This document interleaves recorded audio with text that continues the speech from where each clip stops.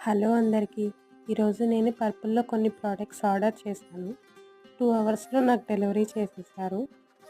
అందులో be blunt shampoo అండి. ఇది నేను ప్రీవియస్‌గా యూజ్ చేశాను. హెయిర్‌ని చాలా స్మూత్ చేస్తుంది. అండ్ దాంతో పాటు బీ బ్లంట్ కండిషనర్. ఈ 2 కాంబినేషన్‌లో మీరు యూజ్ చేశారంటే మీ హెయిర్ చాలా మేనేజబుల్‌గా ఉంటుంది.